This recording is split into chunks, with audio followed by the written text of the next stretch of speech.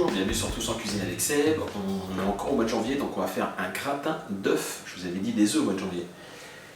Pour ce gratin d'œufs, il nous faut entre 6 et 8 œufs durs. Donc là, ils sont déjà cuits, hein, vous le voyez bien. Donc 6 ou 8 œufs durs. Il nous faut aussi à peu près 100-150 g de fromage qu'on va râper. Là, c'est du comté. On aurait pu prendre du gruyère ou de l'emmental. On va prendre 40 g de beurre, 40 g de farine, 40 centilitres de lait pour faire une béchamel. On va prendre donc un peu de noix de muscade, un peu de sel, un peu de poivre. Il nous faut aussi un bel oignon. Du concentré de tomate, on va prendre à peu près 2 cuillères à soupe, donc une petite boîte comme ça je pense. Et 10 centilitres de vin blanc. La première étape, on va s'occuper de l'oignon. Voilà. Hop. Débarrasser de ça. Coupe en deux. Et on le coupe assez finement. Comme ceci. On a coupé les oignons. Je vais prendre un petit peu d'huile d'olive. Je n'en ai pas parlé dans la description. On va mettre un petit filet d'huile d'olive dans une poêle. Et à feu très doux, on va faire suer les oignons.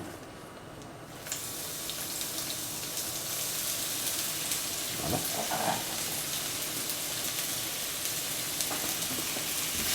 Voilà, donc sans trop de coloration, on va juste les faire suer.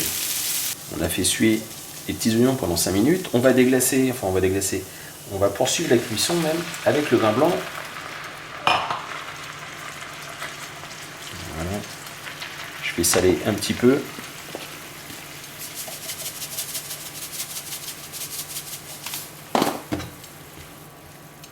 Voilà. Donc on poursuit la cuisson comme ça pendant à peu près 10 minutes. On va attendre que le vin blanc s'évapore. On va maintenant préparer une béchamel. Donc je vais mettre mes 40 g de beurre que je vais faire fondre. Dès que le beurre est chaud, on va mettre la farine. On va faire un roux.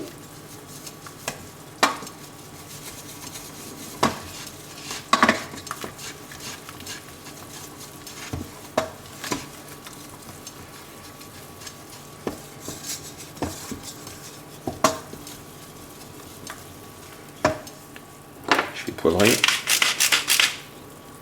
Je vais saler un tout petit peu. Je vais rajouter ma noix de muscade.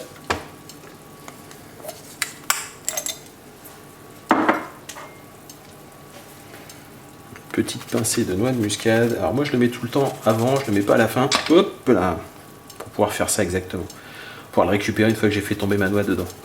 Voilà, une deuxième fois même. Hop, hop. Je mélange le tout. Et avant que ça commence à accrocher, je vais rajouter le lait. Donc mes 40 centilitres de lait.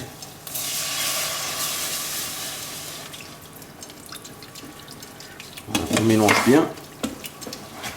Le vin blanc s'est presque évaporé. La béchamel est en train de gentiment épaissir. On va maintenant rajouter donc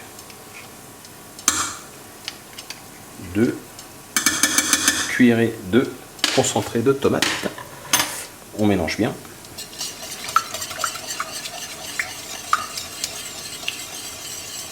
On fait attention que la béchamel ne soit pas trop épaisse. On va la repasser au four après. Le vin s'est totalement évaporé. On va répartir. Alors là j'ai pris 2 petits plats individuels, donc on va répartir, mais sinon vous pouvez prendre un plat à gratin et mettre toute la préparation dedans. On vient répartir dans le fond comme ça. Hop. Pareil pour le deuxième. Et on va venir disposer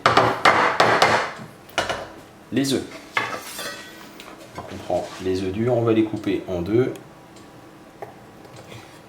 Voilà. On va les mettre comme ceci.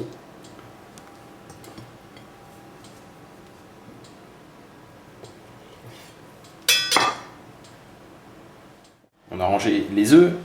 On va prendre maintenant le fromage. Donc, je vous ai dit, nous c'est du comté, mais on peut prendre un autre fromage. On va prendre une petite poignée qu'on va mettre dans la béchamel. Encore un petit peu d'ailleurs. Voilà. Et on garde le reste pour gratiner. On mélange.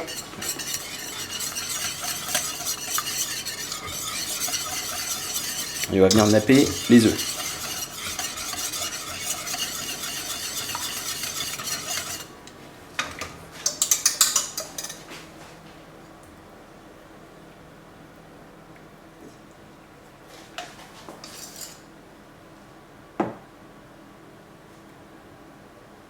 petit bout de fromage qui coule. Hein. Il n'y avait pas de grumeaux dans ma béchamel. Donc la béchamel qui est devenue une sauce Aurore. On recouvre bien les œufs. Hop, parfait.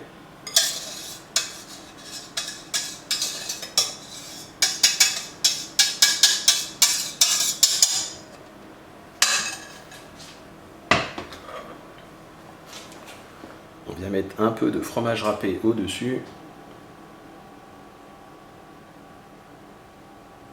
On a saupoudré de fromage râpé. On va maintenant le passer au four pendant à peu près 10-15 minutes dans un four à 210 degrés. On place la position sur le grill pour vraiment que ça gratine. Et voilà, exactement 12 minutes de cuisson dans un four à 215 degrés. Je ne vais pas faire de dégustation parce qu'on va le manger ce soir avec madame. Voilà pourquoi il y a que 2 plats. Mon fils n'aime pas les œufs durs. On va chercher à comprendre. Voilà, j'espère que cette recette vous a plu. C'est vraiment de l'express, c'est vraiment le soir quand on n'a pas envie de faire à manger. On se fait une petite béchamel. Si on a la flemme, il existe des béchamels en briques. Au pire, hein, on rajoute un petit peu de concentré de tomate et ça fait l'affaire. Un petit peu de gruyère, de fromage râpé et c'est impeccable.